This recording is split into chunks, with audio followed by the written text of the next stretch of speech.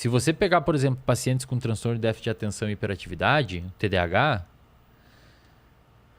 as pessoas comumente falam que tem TDAH, esse cara não é burro, sei lá o quê. Pelo contrário, não cara. tem a ver, Tem né? nada a ver. As pessoas que eu conheço de TDAH, muito pelo contrário, são muito inteligentes. Veio aqui o Gaveta, não sei se conhece o Gaveta, Conheço. o canal dele. O cara é Não, o cara é inteligentíssimo, mas fudido. é o cara que, né, tá ligado no 220 Exato. sempre.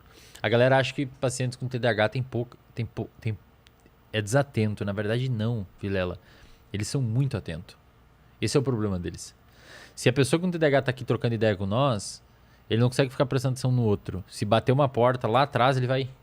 Ele tá prestando atenção em muito. É. A verdade, o problema é o foco, né? Exato, ele não consegue jogar a atenção dele para um Toda lugar. pra um lugar. E, cara, tem bons estudos. Primeiro, essa pessoa ela tem uma diminuição da dopamina do córtex pré-frontal. Então, o córtex pré-frontal é a região envolvida com a atenção. Tá. Pensa comigo, Vida. Lembra do que é dopamina? Motivação? Você ficar motivado em algo? Se você tem uma leve diminuição, sabe aquela dopamina tônica, não os picos, a tônica? O TDAH tem um pouquinho menos. A tônica é aquela que é jogada pra você constantemente no mesmo nível, tá? Perfeito, a residual, aquele restinho. O TDAH tem um pouquinho menos. Ah, é? Aham. Então, Isso ele gera nele... meio que não tem motivação de ficar com foco atencional em um único lugar. Tá.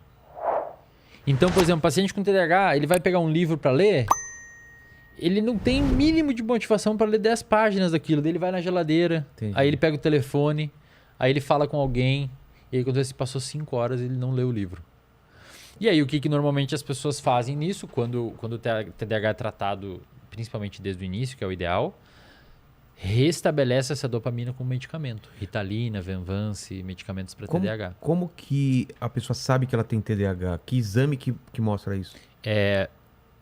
O neurologista, qualquer médico pode diagnosticar, mas os mais indicados são neurologistas e psiquiatras, e psicólogos também podem fazer o diagnóstico. Ah, é? Ao contrário do que muita gente acha, sim, psicólogo pode diagnosticar.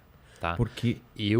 Complementando só, eu acho que o melhor profissional para dar o diagnóstico de transtorno de déficit de atenção é o neuropsicólogo. Neuropsicólogo. Por quê, Vilela? Porque o neuropsicólogo trabalha com psicometria. Isto é, ele dá tarefas que envolvem medir a atenção, medir a capacidade de memória. Então você consegue aplicar para o paciente, faz esse teste aqui, vamos ver se você consegue ficar prestando atenção tanto tempo aqui e tal. Você pega os scores do paciente e vê, foi mauzão no teste de atenção, aí você faz a entrevista clínica daquele paciente e você tem substrato o suficiente para dar o diagnóstico para ele. Posso fazer uma consulta breve contigo? Pode. Então é o seguinte, no meu caso, por exemplo, eu sou muito focado, sempre fui. O pessoal veio aqui na conversa, eu estou totalmente dentro da conversa. Só que o que eu tenho percebido é, de uma década para cá, uns 5 anos para cá, esse lance de rede social, de coisas, tem me dado um trabalho para conseguir focar, ler um livro, como você falou, por exemplo, assistir um filme, fazer uma coisa específica, tem sido mais difícil para mim ultimamente. Agora não, porque eu tô fazendo um exercício muito bravo de ler e focar e tal. Mas aquele negócio de eu tô lendo, puta, deixa eu dar uma olhadinha no celular. Eu nunca fui assim. Se eu tô lendo, eu tô lendo. Se eu tô assistindo um filme, eu tô assistindo um filme. Se eu tô com meu filho e eu tava percebendo essa queda de atenção, de toda hora precisar de um outro estímulo. Eu tenho tentado bloquear isso e voltei a ler, voltei a fazer coisa. Isso é o quê? Eu tenho TDAH, eu tava desenvolvendo. Como que funciona isso? Isso que eu queria entender. O TDAH é assim. Quando a gente vai fazer o diagnóstico de TDAH, a gente usa o DSM-5, que é o Manual Diagnóstico Estatístico de Transtornos Mentais. Versão 5. Mas você entendeu, né? Eu nunca achei que eu tinha problema de foco. E eu comecei a perceber isso de um tempo e tô tentando mudar e tenho conseguido em vários sentidos. Eu vou responder, saca só. O TDAH, ele envolve... Primeiro, ele pode ser um TDAH mais desatento, pode ser só TDA, transtorno de déficit de atenção, sem o componente hiperativo, ou pode ser os dois juntos, ou pode ser só hiperativo, sem tanta desatenção. Normalmente a gente vê o misto. O cara é desatento e super... Que você comentou do Gaveta, parece que né? Super ativão e tal. Total. Então esse é um ponto. A falta de atenção ou a incapacidade de focar em algo por muito tempo é um dos sintomas do TDAH. O TDAH tem muito mais sintoma. insisto, só um clínico consegue fazer o diagnóstico de TDAH. Não se autodiagnostique agora baseado no que eu vou falar. Quando você abre o DSM, tem vários itens lá que você tem que dar check para diagnosticar com TDAH. O primeiro item, ele se abre em outros 8, 9, vários subitens, que envolve perder coisas com frequência, a pessoa chamar e você não vê, procrastinação, o paciente com TDAH procrastina muito, porque não tem essa dopamina para fazer as coisas, então procrastina demais, desatenção, etc, etc. Isso são alguns itens que você tem que preencher. Só que tem outros itens, cara, que são extremamente importantes. Pensa assim, se a gente pegar 100 pessoas e perguntar para elas aqui, quem que perde as coisas com frequência? Cara, 100% vão falar. Total. Quem aqui é meio desatento? 100%. Quem aqui às vezes a pessoa chama e não responde? 100%. Só que aí tem os outros itens. Quem aqui esses problemas começou antes dos 12 anos de idade? É obrigatório. Para diagnosticar o TDAH tem que começar, porque é um transtorno do neurodesenvolvimento. Entendi. Tem que ter começado lá atrás. Então, desses 100%, cara, sobram uns 30, digamos assim. Eu sou desatento desde pequeno. Quem aqui tem essa desatenção em mais de uma área da vida? Por exemplo? Não pode ser só no trabalho. Tem que ser no trabalho, com a família, com a sociedade, com os amigos, no futebol. Porque se for só no trabalho, pode ser você que ele não goste da parada. Eu não consigo ler matemática, estudar matemática. Beleza. Você odeia matemática. Você não gosta de matemática, você está desmotivado, não está desatento. Entendi. Então, desses 30%, você já baixa para uns 15%.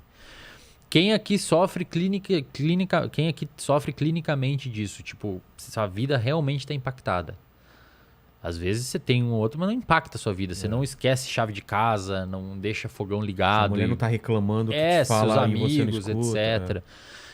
Você vai passando esses filtros, sobra mais ou menos 3, 5% das pessoas, que é a prevalência de TDAH na sociedade. De 100 pessoas, umas 3 vão ter. O que eu te relatei é o quê? Não é TDAH. É só uma... Provavelmente você teve um momento, uma fase de mais desmotivação, às vezes, com isso. Porque, por exemplo, eu adoro ler um livro. Por que eu não estava conseguindo ler naquele momento? Pois Porque eu estava com algum problema na minha vida, outras coisas que estavam mais tirando foco. estressado, alguma coisa que você queria resolver e não estava percebendo que estava gerando ansiedade. Não, Às mas tem a vezes ver mesmo, quer resolver rápido. Eu preciso criar não sei o quê, e aí fica olhando o celular. Exato. Então, muitas pessoas falam, e o consumo, vale a pena comentar, desses medicamentos usados para TDAH, como Ritalina, como Venvance, em excesso, em pessoas que não têm TDAH, é muito comum. Ah, é? A galera não tem TDAH e vai lá e toma Venvance, toma Ritalina para melhorar foco e tal. Pessoal, isso não funciona, tá? Tem um grande amigo meu, um neurocientista lá da Federal de Santa Catarina, chamado de Andrei Maier, inclusive é um cara excelente se eventualmente você quiser trocar ideias sobre principalmente educação, aprendizado, como o cérebro aprende e tal. Ele publicou esses tempos no Instagram dele um negócio bem legal mostrando, pensa assim, imagina um ponteiro de dopamina, tá? O paciente com TDAH, aqui é o ideal que a dopamina fique, para você aprender bem e ter uma atenção controlada. O paciente com TDAH, ele tem a dopamina aqui. Então, ele toma um medicamento para a dopamina vir para cá. O paciente que não tem TDAH já tem a dopamina aqui. Se ele toma um medicamento, a dopamina faz isso. Só que a dopamina aqui piora seu aprendizado. Então, quem não tem TDAH, que consome Ritalina, que consome Venvance, que consome esses medicamentos para TDAH, está, na verdade, impactando na capacidade de aprender. E olha que interessante, em pacientes com TDAH,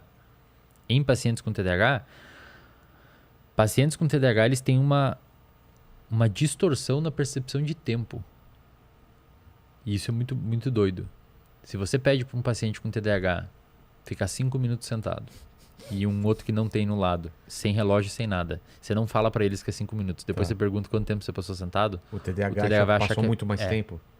Porque eles meio que comprimem o tempo na cabeça deles. Que doideira. Ou dilatam o tempo. Eles entendem o tempo de uma forma diferente. E isso é um problema, Vilela.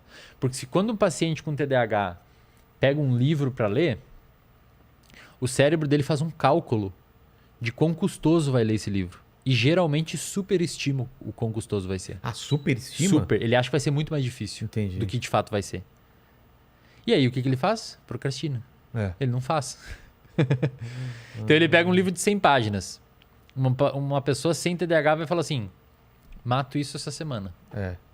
A pessoa com TDAH, vou demorar 2 meses para ler essa merda. E aí ele não lê. Aí fica Entendi. procrastinando. Quando você dá um medicamento, e tem estudos bons, estudos mostrando isso, Ritalina e tal, essa dilatação do quão difícil vai ser fazer as coisas, ela melhora. Então o paciente ele consegue fazer um cálculo mais apropriado do quão custoso vai ser fazer alguma atividade. Entendi. E aí ele fala assim, não, peraí, esse livro que eu mato em uma semana. Aí ele começa a ler. Entendi. E aí o paciente começa a se engajar melhor nas tarefas. Que fantástico isso, cara. É. E tem também um fenômeno interessante no TDAH que a gente chama de hiperfoco. Se você pega um paciente com TDAH, primeiro, olha que interessante, esses pacientes, esse nicho de pessoas com TDAH, com transtorno obsessivo compulsivo também, que são transtornos com probleminha de dopamina, digamos assim, são pacientes que têm muita prevalência de uso de substância. Então, você pega pacientes com TDAH, 70% usam alguma substância. Álcool, cigarro. Porque aquela dopamina que está faltando, eles ficam buscando em algum lugar. Café. Então, já que... Você entendeu? Já que eu tenho uma dopamina tônica mais baixa, aquela residual, Preciso. eu vou precisar. E daí eu preciso comer, eu preciso fumar um cigarro. Café, né? Gente que é viciada em café. Café. Normalmente, pessoal que escreve muito, que edita, que não sei o que, faz um trabalho assim. É muito café, né? É. Muito... Ou energético também, né? Também. Então, você vai ver essa população de pessoas com TDAH, são pessoas que comumente usam muita substância. Digamos que eles estão em busca da dopamina faltante, uma coisa assim. Só que, cara, às vezes esses pacientes, Vilela, encontram essa dopamina num comportamento. E aí eles ficam hiper motivados em fazer algo. Eu tenho um paciente com TDAH que fica hiper motivado com... Corrida. Detectar padrões em números. E adivinha com o que ele trabalha? Mercado financeiro. Nossa!